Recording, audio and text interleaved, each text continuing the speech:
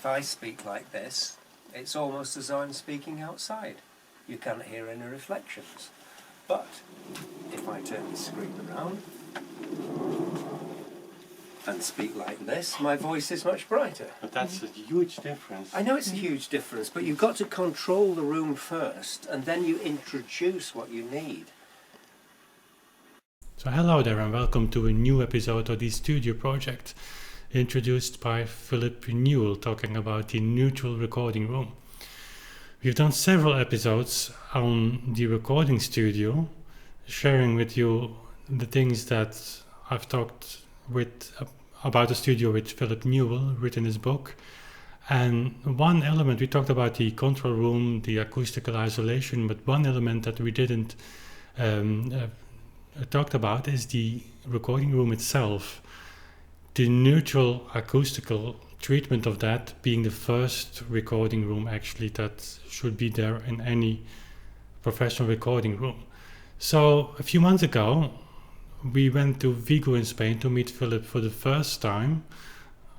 We've done some videos about that, and we'll put some links in the description box and in the video here so you can check it out. And Philip talked about the neutral room, about the ways that you can change the acoustics of this neutral room in many ways. And he shared some beautiful memories from the 70s with us. And Anja filmed a lot, and some of these parts might just fit in as well as in this video. So I will not talk too long. I will go over to some footage that we made in Vigo, and you will also hear some small quotes by Sergio, Philip's co-worker in Spain. So I hope you enjoy this. This was the original brochure for the Mobile, this one. This was in 1973. So yes, so that's the inside. Brand new. Brand new. Absolutely brand new. Written here in the brochure, you might get it a bit cheaper if you pick somewhere nice and warm. So yes, if somebody said yes, go down to the south of France, yes, I'd drop the price because we all wanted to go to the south of France. And here in France, yeah, that was the Rolls-Royce there. Oh wow. Oh. And this was our chauffeur at the time who drove us over, and she was the daughter of the Austrian consul to Holland. Okay, you got a female driver. Okay. Yeah, a female driver, yeah, C.C. von Brunner. And then, whilst we were rebuilding the manor in 1975, when all the air conditioning equipment came, we used to call Steve Cox, the assistant engineer, Boy Racer, because of his Aston Martin. So we built a new silencer for his Aston Martin. That's the back of his James Bond Aston Martin. And it worked? Well, yes, I think it did, yeah. So when he started it out, So you just unpacked this expensive equipment to do something. I remember with Virgin in 1979 that we did a deal with Ampex on tape, and we got a very special low price for the tape if we bought in the year at least £100,000 worth of tape. So £100,000 worth of tape at the low price. Even at the low price, it still had to be £100,000 before we get the low price. I mean, you put a piano here and it really sounds amazing. Yeah. Really sounds, without sounding dry, because in most rooms that have been worked out as absorbing with foams and stuff like that, what happens is that the high frequencies and the mid frequencies of the piano get so attenuated that the piano is decompensated. Yeah. So you start having loads of bass, Yeah. boominess, which is not controlled, and then you've got this absorption which is a bit exaggerated, not here. Yeah, So- that you have a really a large grand piano here. Ah, yeah. Yeah, I can imagine. You can have variable acoustic. I mean, we made this here recently, and in fact we've been doing them because we manufacture them for customers. There's several customers around Spain and Portugal that have bought these same panels from us. So But there's a lot of studios in the last few years where Phil has been using this same idea but articulated into the walls. Yes. So suddenly you can have this into the wall and you don't even notice it's there, so you open it and make that area more live, Yes. or you close it and it keeps just the general feeling of the room. So Yeah. I've actually been writing about this when I was working on this autobiography, about the fact that there were so many times, and it always seemed to be when you got the best sounds of the drums coming directly from the studio before the tape recorders, that you were adjusting things, think this drum kit sounds great, and then when it came back from the tape recorder, it had lost something. Drums in particular, and also with Dolby A's. Many people did not like recording with the Dolby A on the drums because they thought it affected the transient response, the attack of the notes, the impact. So this is completely inside, there's no daylight here.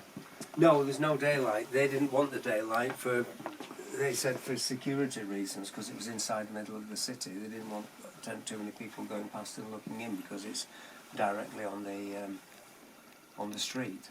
Okay, so the street is just outside here. Where we got out of the taxi is just the other side of that wall. Oh really? Yes. That's really impressive. So that's the road there. That's something you have to get used to, having your ear close to the wall. It's sexy noise out of here.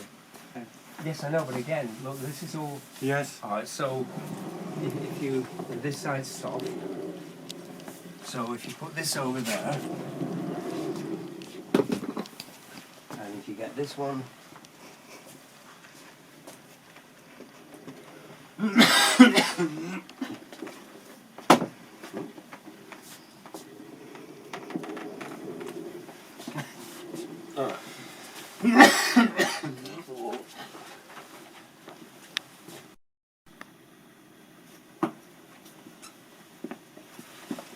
Yeah, it's different, yeah. so if you talk between these, there's a lot more life. Yeah, yeah. And you feel it in your ear. Yes. It's definitely different. And so they have smaller ones here that are foam on both sides, so they can build boxes round instruments, or they can put these over reflective parts to make them more absorbent. If I speak like this, it's almost as though I'm speaking outside. You can't hear any reflections. But if I turn the screen around and speak like this, my voice is much brighter. But that's a huge difference. I know it's a huge difference, but you've got to control the room first, and then you introduce what you need. But Yes. if the room is not controlled, it's difficult to remove it afterwards. Yeah. And is it because you have limited height here, that makes it more complicated probably? Well, the separate strips of diffusion, of reflection and absorption and reflection and absorption, this creates a diffusion. You can't take away the sound of the room. If it's got a sound of its own, it's hard to remove it. And then you hear the sound of that room on all your recordings, and it's not always the right sound that you want for all the instruments. Okay. So, but if you start off with a room that's relatively neutral, and all the instruments are giving off their natural sound, you can then move them into different places, or bring in panels, which then introduce the life that you need into the sound. So what you write in your book about live rooms, and certainly stone rooms, which are quite obviously popular, it's something that's the direction that you would not support too much. Not as a first room. Not as a first room, no. There was one room in London where the studio was actually called the Stone Room. Yeah. And what they sold was, if you need this sound, come here and record what you need on this, and then take the multi-track tapes away and continue recording somewhere else. Yeah, so they sold the one room just to people that needed that sort of sound.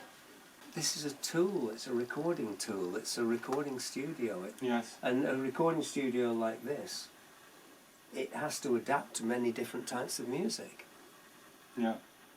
Yes, they record choirs in here and rock groups and acoustic instruments and many things. Would it make a difference if we would say up front we will only record acoustical instruments and only classical music?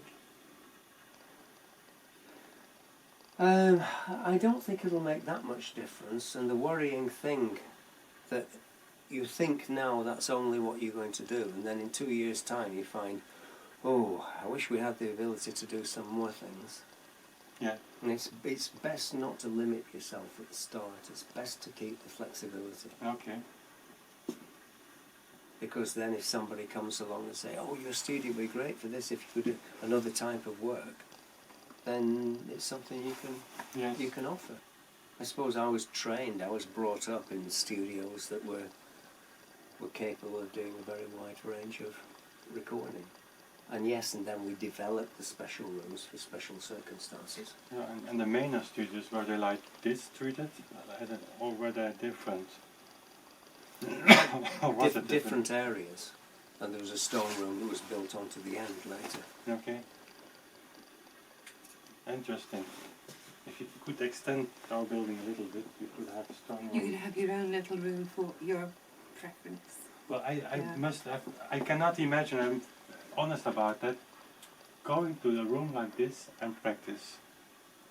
Because you can call it neutral, but to my ears it's just not helping develop the instrument. And it's of course I understand the principle for recording, but since it will be also my rehearsal room, I must like the environment, the finishing, but also the acoustics. That's right. And But that's when I was showing you the photographs of all these systems that had doors that you could open. Yes. So everything could be, all this surface could be exposed with the doors open, but then the doors could all close. Yes. And it's all flat, solid wood and reflective, and you've got the wood panelling. You have to think about that. So thank you for watching this video, and of course many more things can be said about the acoustical treatment of a studio. We just touched upon this issue in this video. I thought it would be very nice to hear Philip talking about this aspect in particular and share some memories with us and with you. So we come back to that later for sure, since the studio project is evolving towards a very concrete decision-making process. This afternoon, within 1 hour, we have a meeting with our architect to discuss the construction of the building. Then we will start designing the studio rooms and finally ask for quotes and for prices from contractors and see if we actually can pay for the whole. That's very exciting. It's coming up next week. What's also coming up, and we will share that with you as well in the next video or in the video after that. We will go to Switzerland in June to collect the Studer A80 tape recorder and the mixing console by Studer at Andreas Koen's workshop, Studer Analog Audio. So that's coming up, all exciting things, and of course to be shared with you here on this Authentic Sound YouTube channel in the studio project. Thank you for watching. Also thank you for subscribing to these videos and share these videos with your friends, and we'll see each other very soon again. Bye.